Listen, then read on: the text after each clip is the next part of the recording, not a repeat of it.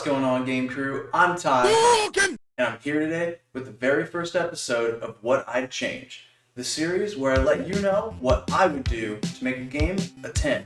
So, remember to sub, like, and share while we go somewhere down the warp pipe.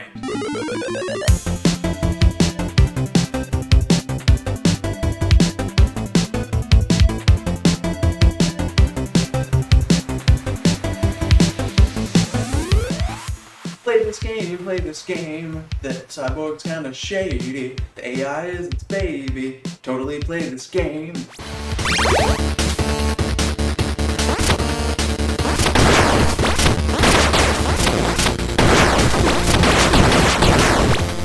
Alright, with that out of the way, let's get into the number one thing I would change with Cyber Shadow, and that is to not restrict the controls to NES style controls. What do I mean? Well, when you're playing it, there's a lot of items that you need to access, or rather attacks, that are restricted to using two buttons, so your jump and your attack.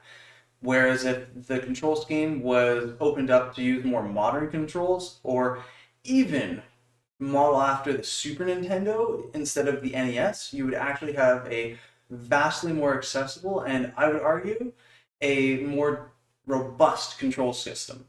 The main thing here is the special attacks that I'm going to cover right now. So with that, instead of having, for example, up and attack be your shuriken, you could actually have a dedicated button for that. But what that would also allow you to do is to take the downward thrust attack as well as the down attack while you're standing, which actually attacks up, and change that to actually have options whether you want to use your special meter or you want to conserve it. So right now in the game, how it works is if you have a super or special, you'll actually use it up while doing those attacks. However, once you run out, you actually still continue to do those attacks. So rather than forcing you to have to use your special each time, I would actually change it so that there's an individual separate button that allows you to use either a special version of those attacks or just a regular version. Also, because you would have a regular version, you would get access to those right at the beginning of the game, I would argue. But with that said, the other gripe I had with the controls primarily came to the run button. By default, it is a double tap to run. I'm sure this works for a lot of people that maybe grew up playing the NES, but for someone like me who played a bit of it and then played it primarily Super Nintendo, it really, really is annoying.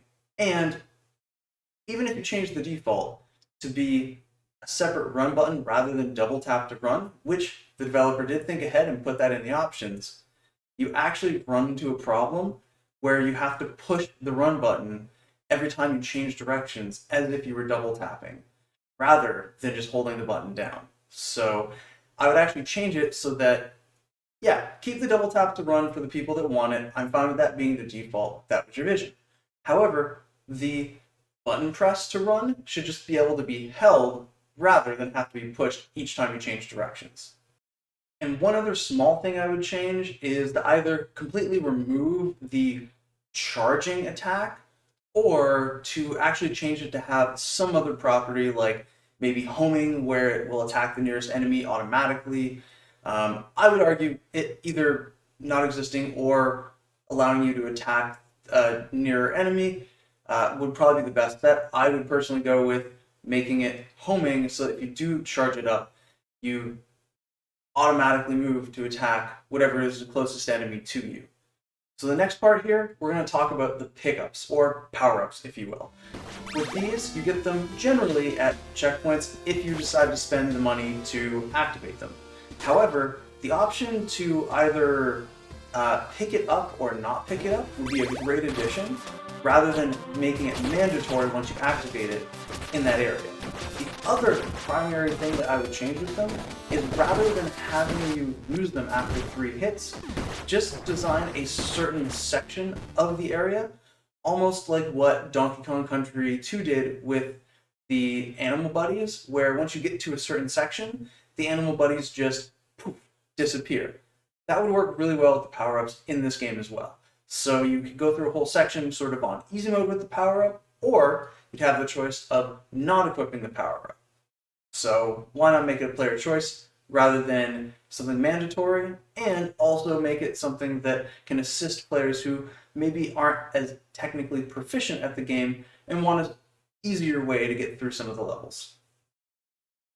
Now, talking about getting through the levels, we're going to be talking about the level structure, and more specifically how once you get later into the game, it becomes a real visual mess to sort out what you need to do and where you need to go.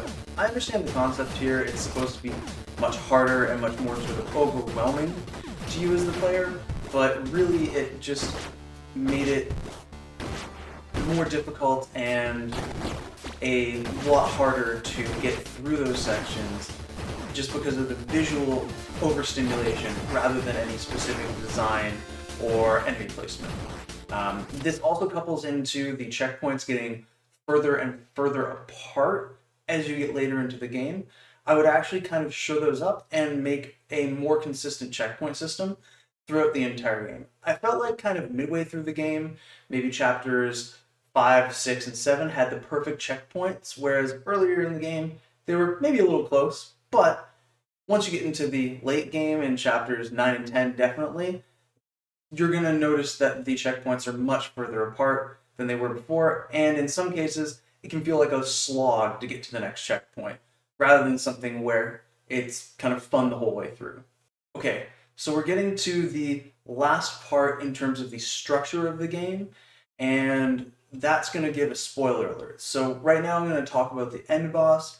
If you don't want any of this spoiled, hit the next chapter down below and get over to the last 2 points, because those are definitely well worth you hearing, but I totally understand if you don't want the last boss spoiled for you. So with that said, we're going in.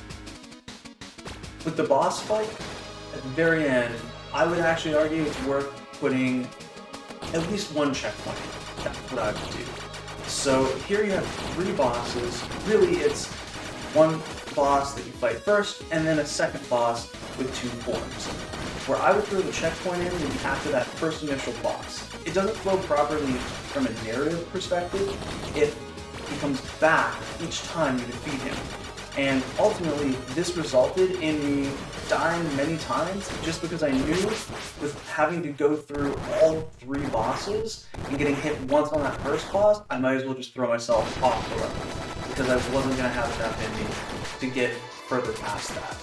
Realistically, that actually meant that by the time I beat the game, I actually beat the first and second boss with no hits.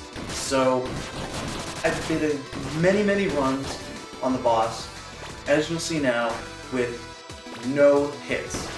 First boss and second boss taking no damage, and then eventually got to that third boss and died. But from what I would argue, you put a checkpoint in between there, it at least narratively makes sense, and it's a reasonable challenge to expect you to beat 2 bosses in a row because you've never done that before. 3 feels like a difficulty spike. That's the way I would get it.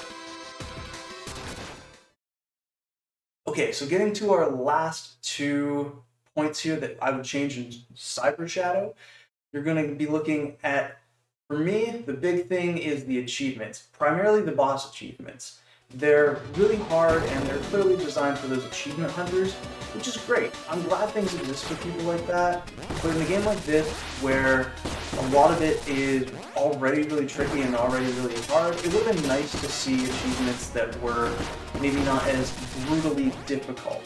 And as the completionist pointed out, if you haven't watched this video yet, definitely check it out. There's actually one particular boss that if you activate the power-up before the boss fight, you have to just try it again on another run. So good luck with that. For people like me who maybe only want to play the game one time through, or be as efficient as possible, like my buddy Jace Ventura, that's going to be a nightmare and a half. And I know he's already banging his head up against the wall rather than finishing the game, and just decided to pace himself.